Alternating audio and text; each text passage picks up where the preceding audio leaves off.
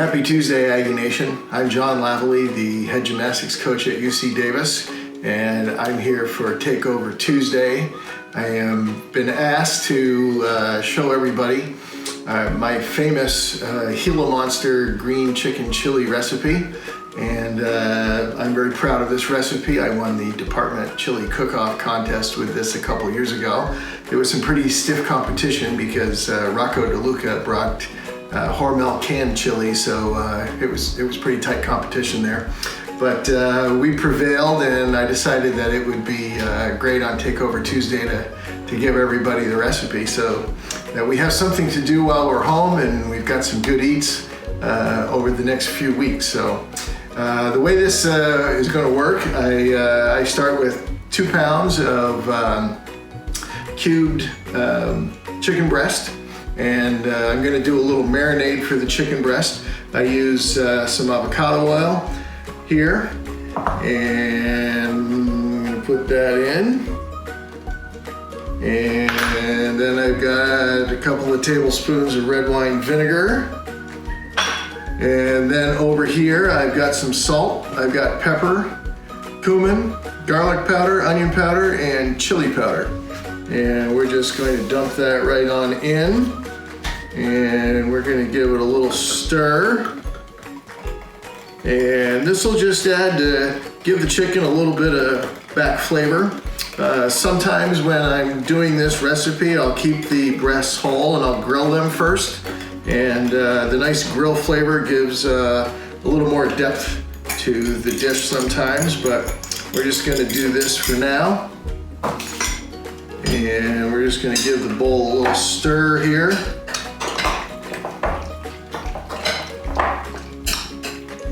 And we're going to let that rest and get ready while I get ready to start the vegetables for the rest of the dish. So what we're going to use for all the vegetables in this dish, I've got a couple poblano peppers, I've got a jalapeno pepper, I've got some garlic, an onion, green bell pepper, I have a can of fire roasted green chilies. I've got a 28 ounce can of green enchilada sauce. You can use whatever level of heat that you like, medium, mild, or hot. And I've got 4 cans of cannellini beans that have been rinsed. And then I also have some fresh cilantro we're going to add to it as well. So we're going to start with the poblanos, and rule number 1 is to always have a sharp knife in the kitchen. Nothing worse than a dull knife. It's a very dangerous tool. So we're just going to take the poblanos, we're going to cut them down the middle, we're going to seed them out. Alright, so I've taken all the paper off, and all I'm going to do is give the garlic a rough chop. Doesn't have to be too fine for this application. You can't have too much garlic in my estimation. Well, some of you may say this looks like a lot of garlic. A great chef once said if you don't put flavor in your food, it won't have any flavor. So we're just going to put that right over there next to the jalapenos. We're going to get out our onion next. We're going to take off the poles. And cut it lengthwise. Take our paper off. All right, so now that we've got all of our fresh vegetables chopped and we've given our chicken a couple of minutes to marinate in the marinade we made, we're gonna go turn the stove on, and you wanna find a good sized pot with a good heavy base. You can put a little bit of oil in the bottom. You don't need a whole lot because there's already oil in the chicken to start with. We can give that a couple of seconds to warm up, get ready. But I want to send a big shout out to all the Aggies this year.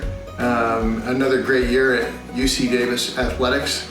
So we're gonna take the chicken and we're gonna come on over and we're gonna put it in the pot, let it start to cook down. And we're gonna let that brown in the pot for 5 or 10 minutes.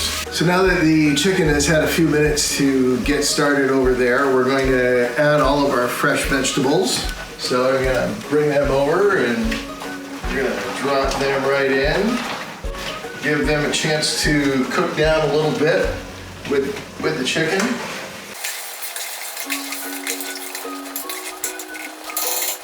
So we'll let those vegetables cook down for about 10 minutes or so. I chopped up the cilantro and I chopped up the green chilies. I'm going to add to the chicken and the vegetables now the green enchilada sauce.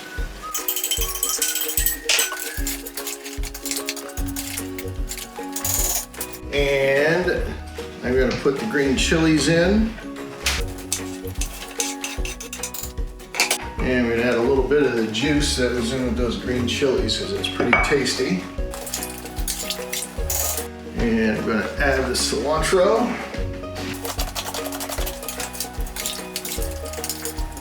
And the last thing we're going to add are the beans.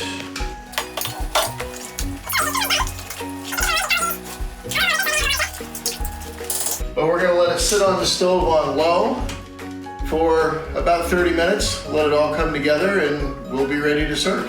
So the Gila Monster is cooked now. It's been sitting on the stove for a little bit, so it's time to eat. So you can take a couple of scoops, scoop yourself a good helping, and you've got yourself a great meal.